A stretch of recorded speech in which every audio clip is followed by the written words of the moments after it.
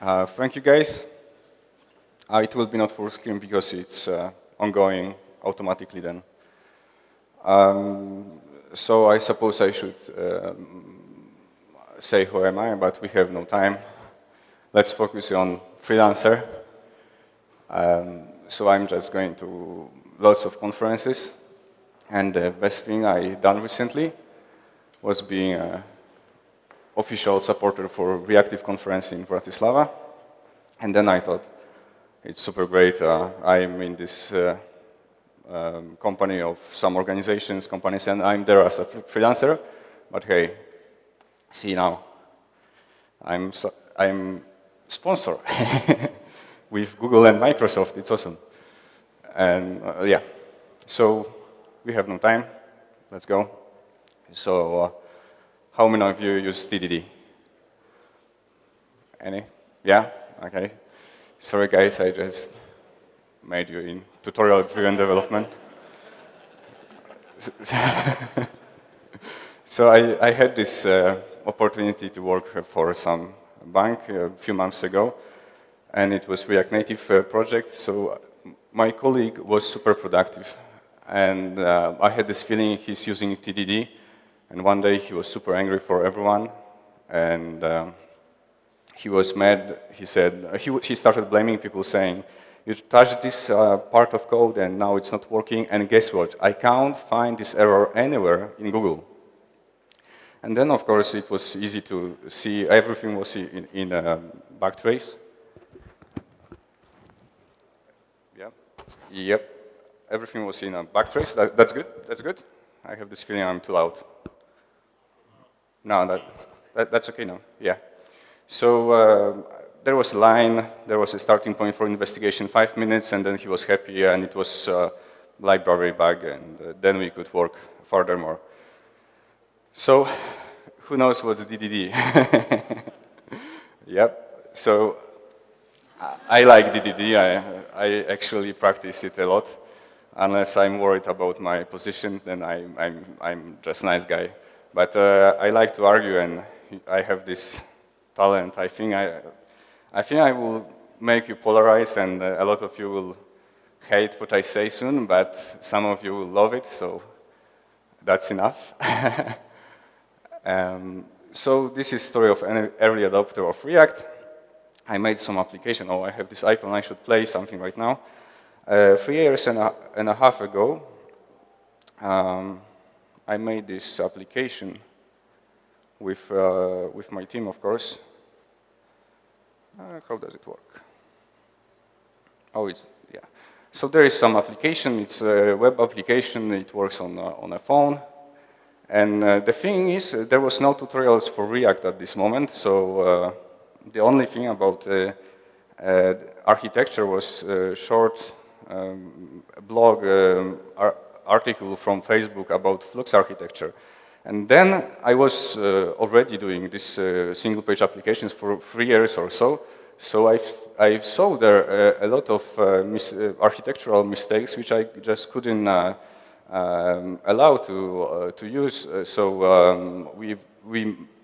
that application had hundreds of thousands of legacy code already.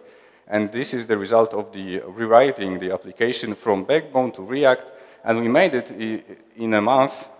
In 1 month, so it was ready in 1 month within 10 developers, because we just made right choices, like, let's say, using one store. Nobody said then about one store. Maybe the closure store, was ready at this point. But Flux was proposing many stores for many different type of data, and it was obviously wrong, and then we all went to one store. So they were even on conferences saying the solution, like there is this synchronization data problem, like there is a written message, but it's still on top of Facebook site, its notification was not written. The only reason for that is they had multiple stores, so single data existed in multiple states, and that's a really simple solution. You have one store, one source of truth, and it works. So the thing with React is fast. They said it 4 years ago that React is fast, but the thing is, when they said it, they were the slowest on the market, like slower than Backbone, slower than Angular, slower than, what else, Ember. And they still said, well, React is fast.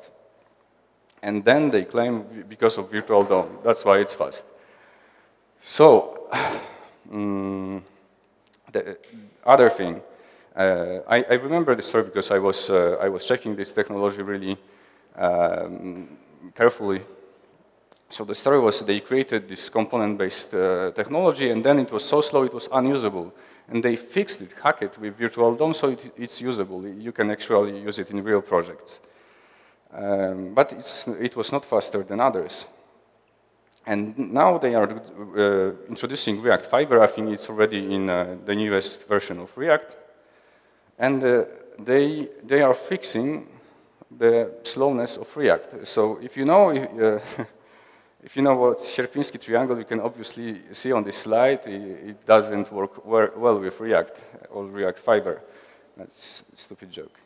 And I'd like you to show right now the benchmark they showed for the React Fiber.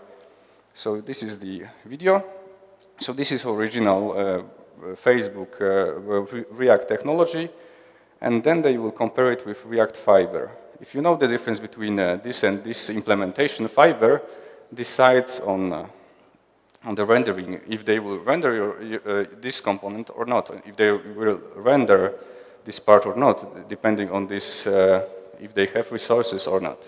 So as we see, they claim it's 60 FPS, but I can't judge if it's a good measure if they sometimes not render it. And actually, while testing this example, I easily interrupted it to the point these numbers stopped increasing.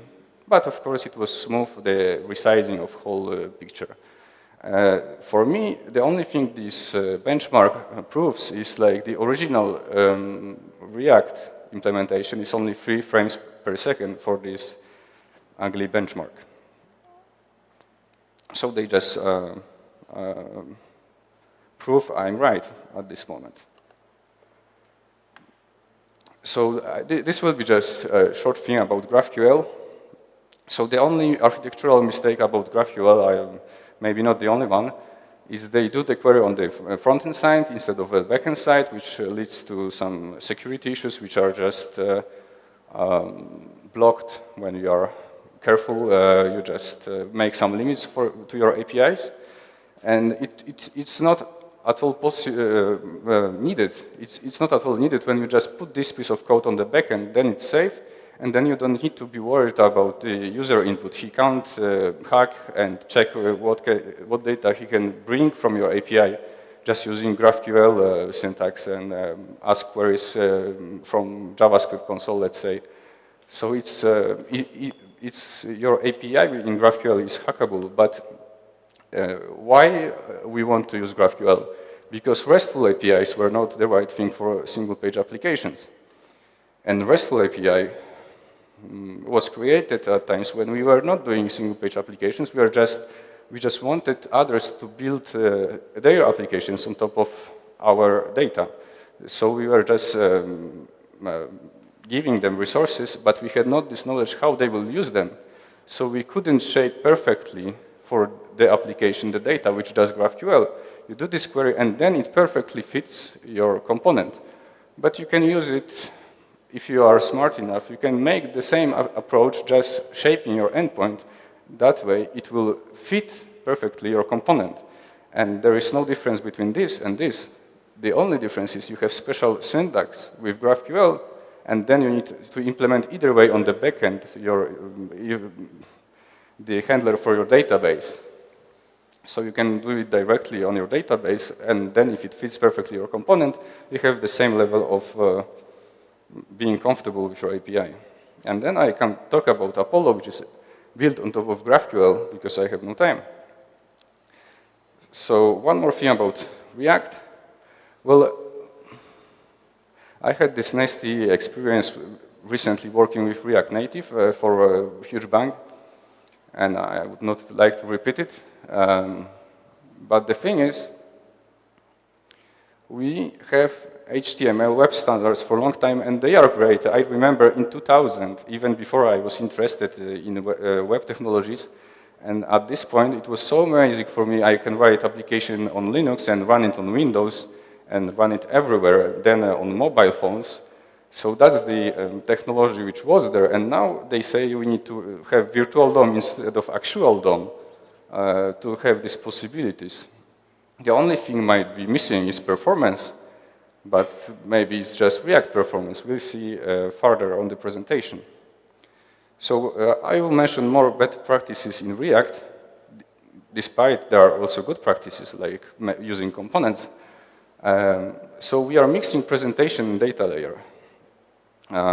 So we often just pass our data through whole data, which is our presentation layer. This is how we visualize data. So when we change the visualization, we can easily break our data layer, which shouldn't be possible with proper architecture. That's the first mistake. The second, if it's not enough, we are passing this data from the root to the leaves of our DOM tree. We are decomposing these objects, which are logical objects, and they should stay together. We just split it to every separate value.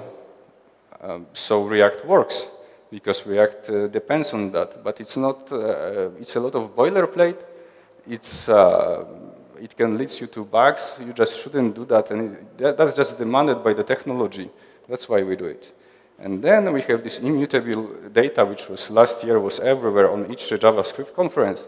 And why we have it right now, like immutable data to mutate mutable DOM, and we didn't have it before, is of course by React and virtual DOM, which works. And it depends when we the object needs to be the new one, because if we'll mutate, let's say, string, this operation will say, yes, it's the same string because it's the same object of string, even if it was changed since the last time.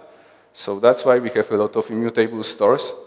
And then one more bad thing about it is like it was advertised heavily, like we have new tools for debugging, we can travel time, and well, your application can be can go backwards in time.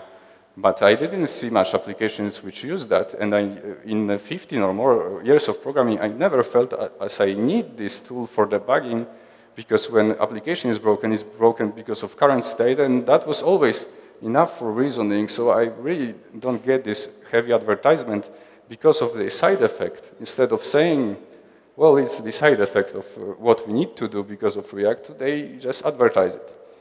So all of these mistakes, which make our application much bigger in code and less efficient even, they are implications of virtual DOM. So we make the similar structure to DOM, and then having more complexity, we claim it should be faster than having just the original native structure. These three things are not needed without virtual DOM, because immutable data is just because we are comparing the objects. Decomposing objects are because we are making this comparison on the component level, not on the real DOM level. So we need to have all these values at this point. And this. This is also needed for comparison, because we need to pass this data so React can compare it on each, can make dirty checking on the component level. And we can, instead of that, make dirty checking on actual real DOM level. And finally, Facebook is not a good example of single-page application. Well, it was not meant to be a single-page application. We can think about many nice applications, but Facebook is rather web page. Like block of text. It's not much reactive. And so let's see this stack of mistakes. So I see I'm missing some. These were arrows, these things. So we have two needs. We need data and we need components. On the left, we make this assumption, RESTful API is good for single-page application, which is wrong, and then we know GraphQL is better than RESTful API. So if we want to go beyond React, we just need to reconsider this and go to we need data. And also, we need components. So we make this assumption DOM is slow, and then we make this solution virtual DOM is fast, and then we make this dirty check on component level, which leads to these three mistakes I just said about.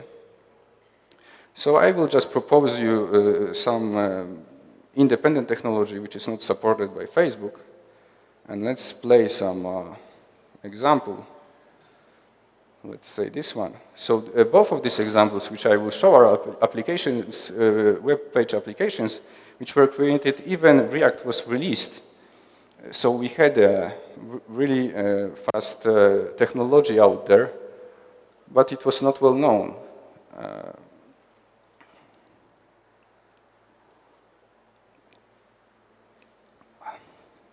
So I claim the technology name is IMBA, and I claim it's the right choice for these progressive web applications, which are finally mentioned on the conferences. And I think this year will be the year of progressive web applications.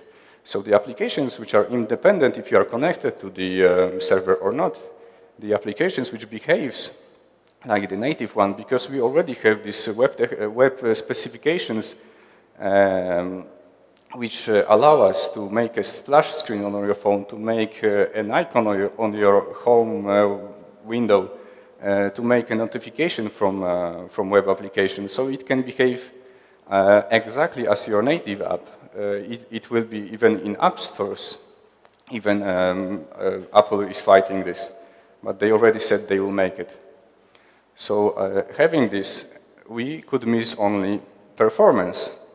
As I will show you, we don't miss it. It's still ongoing, and we have no time. Okay, so we have some fancy application. The other example I will show maybe later, because I don't know how we are going with time. So let's focus on this. We need components, and we don't claim DOM is slow. We know it's fast. It's native. It was made through all of these years in our browsers. So we want to use DOM, and we don't have this synchronization problem when we need to synchronize our virtual DOM with our actual DOM. We don't have special libraries for using web standards like React animations or something like this, because we have all these web standards. We can just use it. We have this DOM. We can touch it by ourselves. It's not hidden under some logic. And we have all these HTML and SVG and other markup language possibilities. And if we dirty check on DOM level, we don't make these three mistakes, because we don't need pass data. If we check on the single small DOM element, we can take this data and it will be compared with exact value, which is already displayed. We don't need to split it for attributes. And then if value updates, not object, if value updates, then the DOM element updates. So I can show you some tags and syntax of this language, but maybe to say, I was saying about performance, so we can run some benchmarks. So what we can say right now, the IMBA library is the smallest of Vue and React. And now let's see the results.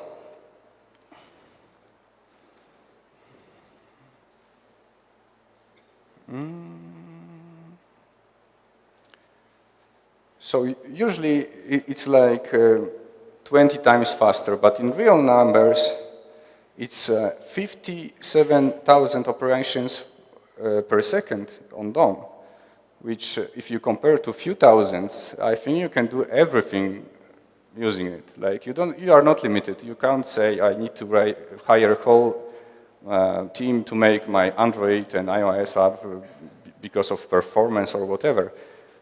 Even including this access to some devices which you have on phone, it's more and more each year we can use the geolocalization and whatever you have on the mobile devices. So let's start with the tags. I made some screencast in application which is written in IMBA for making screencasts. but it's for any kind of JavaScript technology, so I just use imba to show you something. So as we see in the first line, I'm just inheriting from actual real DOM element. So we have DOM dedicated syntax in this language because imba is language and standard library for especially mutating DOM. So we can inherit from custom elements and we can inherit from actual real DOM elements.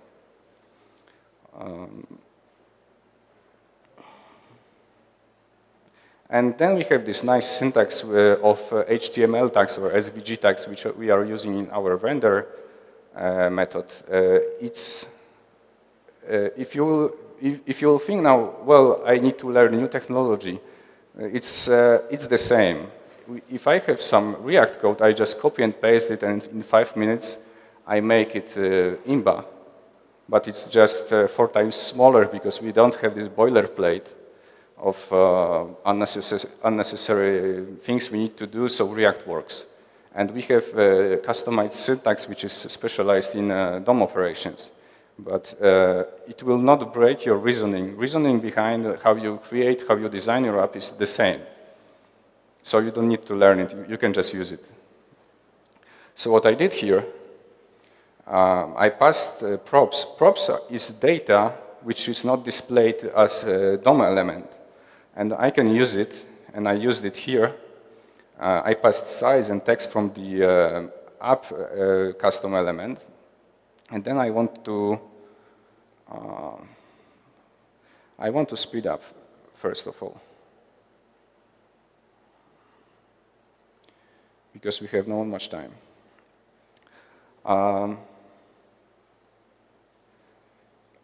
So this is size 26 because I just make this interpolation in style attribute. But see, the align will not work.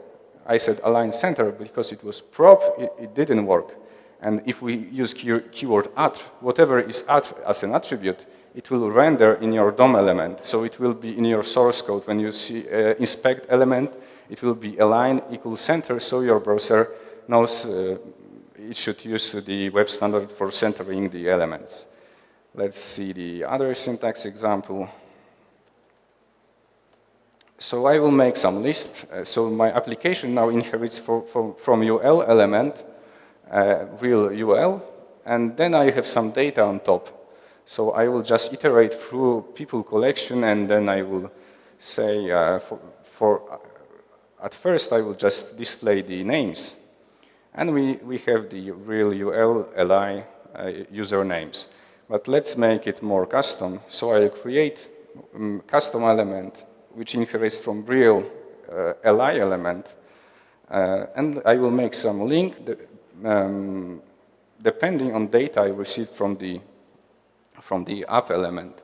So we have custom link which leads to the user ID. We display full name. And then I just need to pass this as data. And we have sugar syntax for default prop, which is called data. So in square brackets, I pass the element, and then I can use data in user link. And we can use data in any custom component. It's just by default there.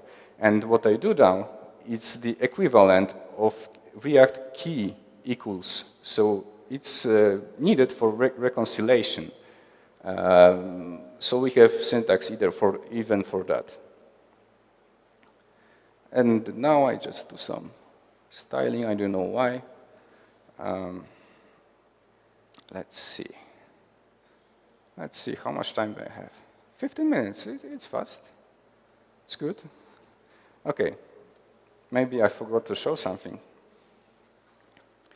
Okay, so now we are just doing the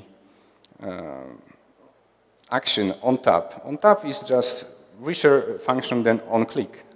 So on tap, I just want to reverse the actual array, JS array. So each time we will tap on the element, it will be the array will be reversed. So data will change. So our view will be changed. And we see we have a reverse button, which inherits from the actual button, HTML button. And also, I will pause here because I lost one thing. As you see, we have special syntax for the class. I create bold class, which makes reverse bold. It's bolden. So it's the natural syntax like we used in CSS or jQuery or whatever technology you are familiar with. Dot something is class. And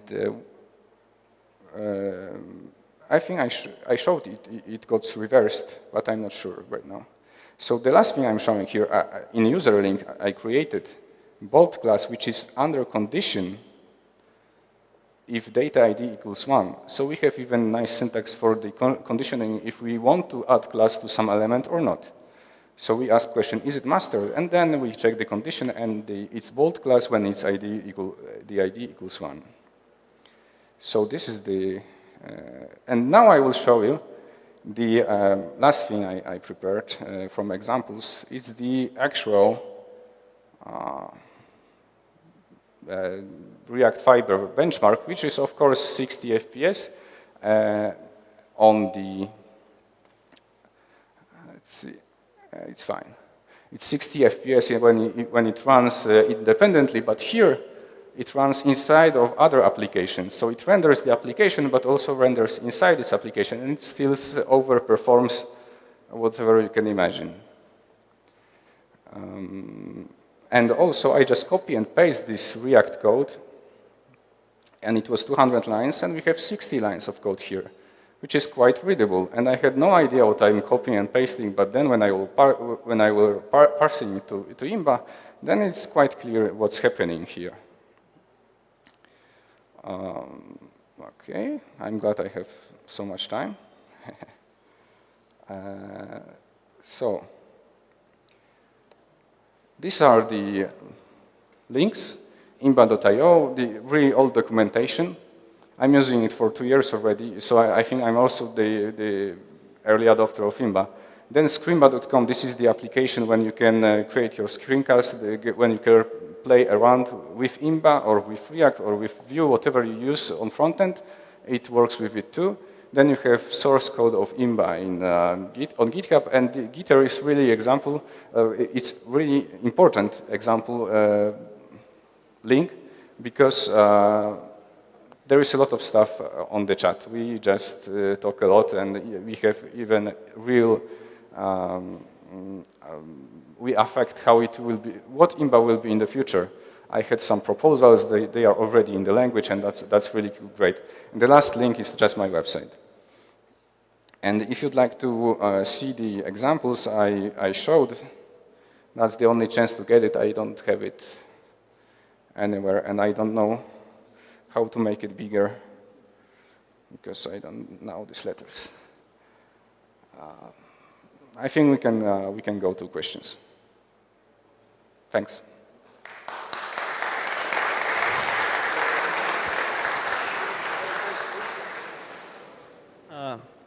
Hello, thank you for your talk.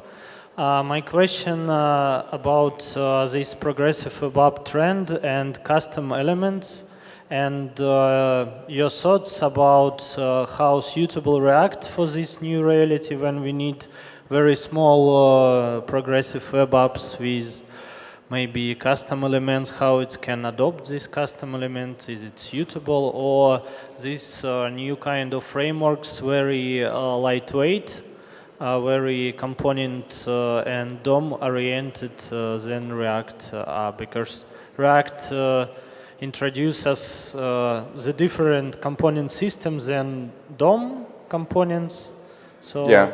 How you can maybe have some ideas about that? Most of these technologies based on this thing that virtual DOM is fast. So people just checked source code of React, and then suddenly we had better implementations of virtual DOM. So each time you will have the virtual DOM implementation, it's impossible to make this kind of performance.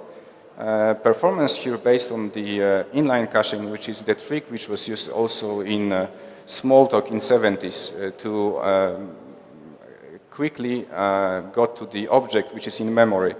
And I know in React, the reason why it was slow in the beginning, it's they wanted to get to each DOM element, but they had no cached reference. So if you need to find it in a huge tree, then it takes time. And this is the only technology which just inline cache the reference, so it immediately access to the element which you are using, and that's the secret. Yeah. Hello. Thanks for your great talk. I'm here. Where? This side. Yeah. I want to ask you about performance of your framework. You've shown us examples of Imba code, and it's obviously a new syntax. It's not JavaScript, so I guess it should be compiled to JavaScript in build time. So there's a question, can you sort of mix your JS code with Imba code? What are the tools? Is it based on Babel or on some other thing? I'm asking because if you want to try something like this in an existing application, you need a way to add it gradually, component by component, like this. Yeah. So first of all, I'm not the author of Imba, just to mention it. Then, of course, it compiles to JavaScript, like ECMAScript 6.2 compiles to JavaScript, or other TypeScript, whatever it is. So you use just Webpack. You have also Imba-Pack, which will just make it easier. I'm not using it because I'm actually mixing my logic with this thing to modify DOM. But I know the author of this tool. He used it even on the backend, so it's up to your preference. If you use this language for everything, or you're just using it for your presentation layer. You can mix it easily. It's Webpack. Thanks.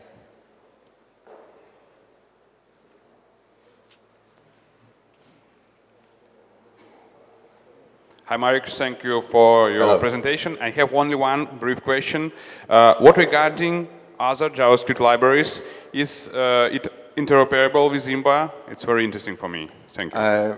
What is compatible, right? Yeah. So the thing is, it's not dependent on any solution. So if you use some store, it will work with Imba. If you use Redux, whatever you use, it will work with it. I would just not recommend it, because I showed you the half answer, like the answer for we need components, but also for the answer for we need data. I see a lot of bad choices there, but it's another subject.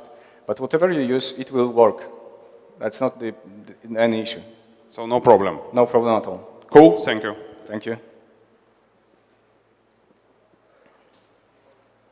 Well, I will say something more. Even you saw the example, the screen buffering for showing screencasts. It works with any JS technology. You can test any JS library and show it, screencast it, and show it to everyone.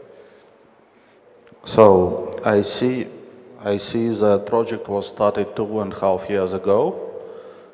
Yep. So the project was started in 2009, but it was not published. It has mainly one author, which is some Norwegian guy. But for 2.5 years, he has this feeling, he noticed people want this thing. Because before he was using two applications like I showed, and now I remind myself, I will show you one more example of really old Imba application. And it can just, it's older than React, but this guy didn't realize people want this kind of reasoning, like based on components. So when he saw it gets popular, he said, well, I have this technology already and I can give it to you. So that's why you see some, the date on the GitHub, right? But so he decided that the technology would be helpful for the community. Yes. But looks like community think in different way. Yeah. Because I see now open pull requests, I see only 26 issues and only 65 forks. And for me, it means that there is no community, and to be honest, even if React is slower, I don't care about it, because for me, React is not a speed, but it's a great community which helps to solve any troubles.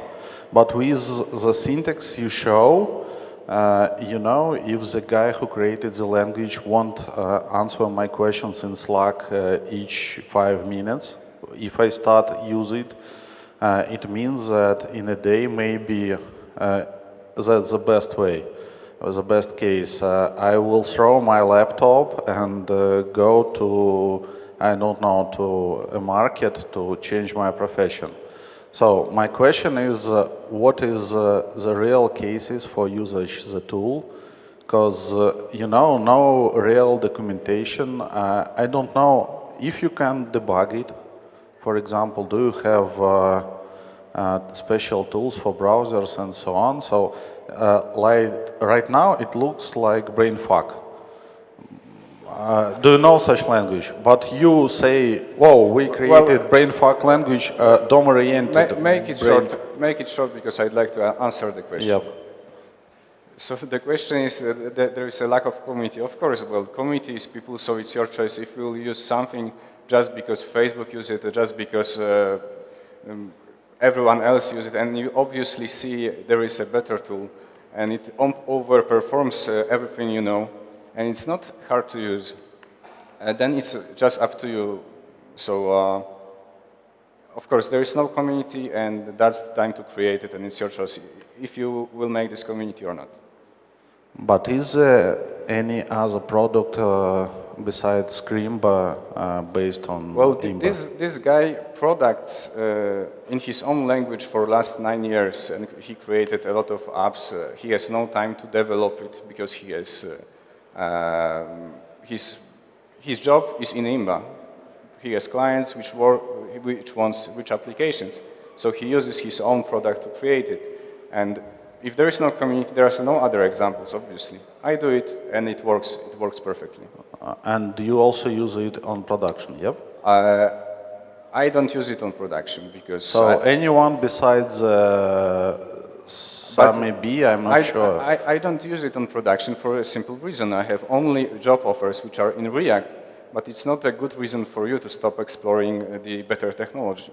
Well, I need to live for something, so I just sell whatever they want me to buy from me. So I will use the React Native, React, and so on, and I will sell it to them.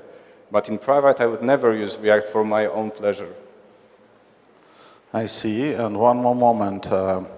All your notes about weak points of React, in the majority, they were not about the React, in fact, because immutability, for example, is not about React, and GraphQL is not about React. It's just a number of different tools from Facebook, and looks like you are just a Facebook hater. No? I use Facebook.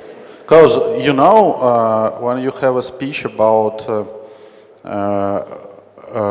React gaps, and you talk about GraphQL and about Redux and Flux architecture, but it's not related to React, it looks very strange. Well, somehow it's related if GraphQL is created by Facebook, and somehow it's related if Flux architecture was promoted by Facebook. I see. My last question, would you be present on our evening event, Beer.js? Of course. Because I feel that we all have a lot to discuss with you. Of course.